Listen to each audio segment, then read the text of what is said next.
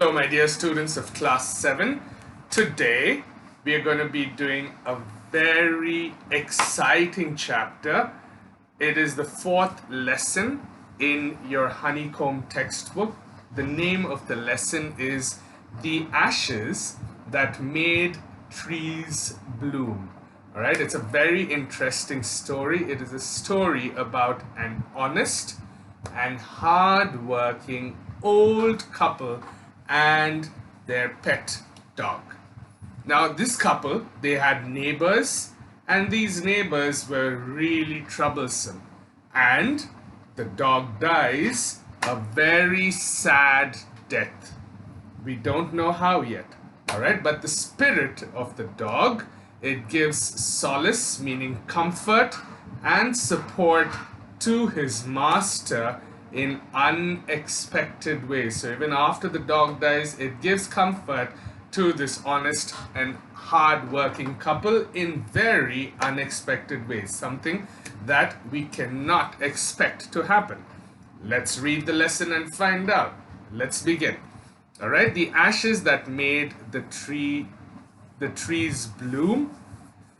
In the good old days of the Daimyos, Daimyos are people or a race of people who lived in 19th century in Japan, and these people were wealthy landowners. Okay, so this story is based in a country called Japan, and in the good old days of these people who were wealthy landowners, there lived an old couple whose only pet was a little dog. Having no children, they loved it as though it were a baby. The old dame made a cushion of blue crepe, and at mealtime, Muko, for that was his name, would sit on it as snug as a cat. All right, so this old couple did not have any children, and they loved this little dog as though it were their own baby. Now, the old dame, meaning the old lady, made a cushion out of blue crepe. All right, so crepe is a type of fabric, and this old lady made a cushion for her little pet dog out of blue crepe material. And this little dog, whose name was Muko, at mealtime would sit on it as snug as a cat. As snug as a cat, meaning as comfortable as a cat would sit on a very soft cushion. Okay? The kind people fed the pet with tidbits of fish from their own chopstick. Tidbits are small little pieces of food, and people, if they generally have pets at home, they have this habit of, while they're eating, the pet comes and looks at them, and they throw some food from their plate, or they give some food from the plate to their pet. All right, so this old couple also used to do that. They were kind people, and they fed their little pet dog tidbits, meaning small pieces of fish, from their own chopsticks. This story is based in Japan, so they did not have a fork and a spoon back there. They ate with chopsticks, and all the boiled rice the dog wanted. Thus treated, the dumb creature loved its protectors like a being with a soul, meaning like a human child, just like showing a lot of emotion. All right, so they fed it rice and fish, and they treated it so well. And the dumb creature, they're saying dumb is because obviously the dog can't speak English, or it can't speak any other language, it just barks. All right, so that's why they call it the dumb creature. And this dumb creature loved its protectors like a human child, meaning it showed a lot of emotion to this old couple. Let's move on. The old man, being a rice farmer, went daily with a hoe or spade into his fields. What is a hoe? A hoe is a long-handled gardening tool with a thin metal blade. All right, it's usually used for weeding, when they have to take out weeds from their fields and they have to plant crops over there. This tool, it's called a hoe, H-O-E. It is used for weeding purposes, all right? It's a long-handled gardening tool, all right? Or a spade. A spade is also a gardening tool, but this will be a little more flat towards the end. It won't be a thin metal blade. It would be a flat metal blade, like a sheet of paper, okay, which would also have a handle. All right, so this old man, he was a rice farmer, and he went daily with a hoe or a spade into the fields, working hard from morning till Otentosama, as the sun is called. All right, so as the sun was called Otentosama and had gone down behind the hills. All right, so he used to work from morning right until Otentosama, meaning when the sun went down the hills or went behind the hills, or you could say that was sunset time.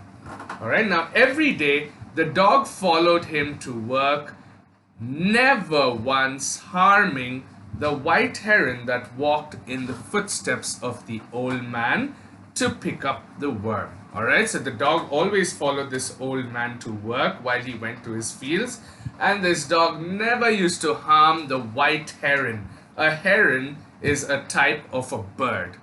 Okay, now this white heron, the dog never harmed it, and what the heron used to do, it used to collect or pick up the worms which were there on the path where they used to travel from their home to their fields. Okay, let's read on. For the old fellow was patient and kind to everything that had life. All right, so the old man, he was a very patient person, and he was also a kind person to everything that had life, be it a tree, or be it a plant, or be it an animal, or be it a bird or a human being.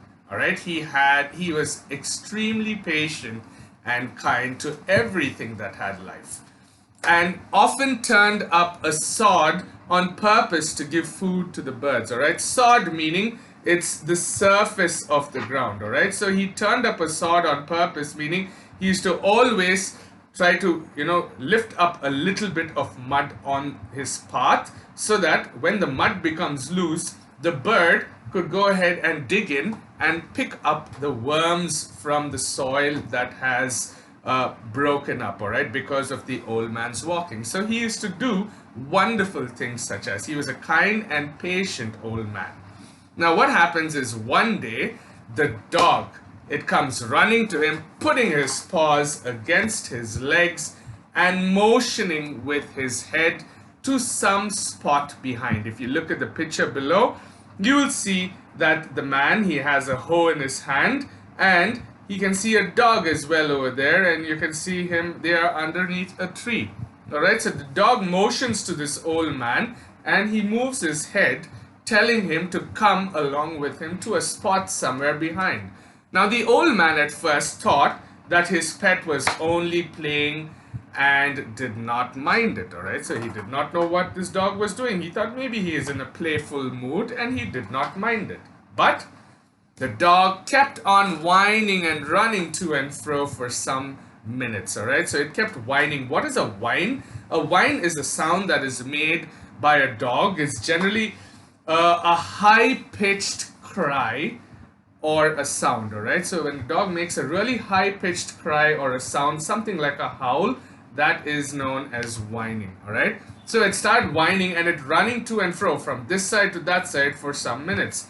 Then the old man followed the dog. He knew something was wrong, so he follows the dog a few yards to a place where the animal began a lively scratching, meaning with full energy and full force and fully lively, this animal began scratching. Now, thinking it was possibly a buried bone or a bit of fish, the old man struck his hoe on the earth. All right, so then the old man thought it's probably a piece of fish or it is a bone that is buried, and that's why this dog is trying to scratch and dig out the ground from underneath. So what he does is, because he is love and kind to all things and everything that had life, He helped this dog by striking his hoe. So he used his gardening tool and he struck his hoe on the earth when lo, a pile of gold gleamed before him. Alright, so when he struck his gardening tool on the earth and tried to dig it, he saw a pile of gold gleaming, gleaming meaning shining brightly before him. Alright, let's move on. Thus in an hour the old couple were made rich. Obviously they found some gold, so they were made rich. The good souls bought a piece of land, made a feast for their friends, and gave plentifully to their poor neighbors.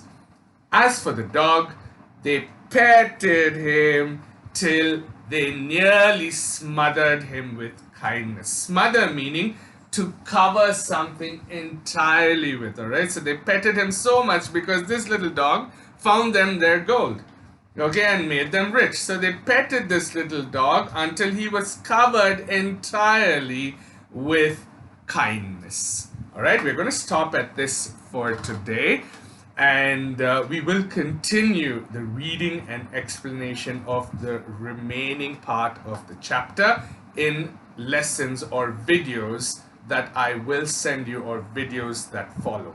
Well, I hope you enjoyed watching the video. Thanks for watching. Have a nice day. Bye-bye.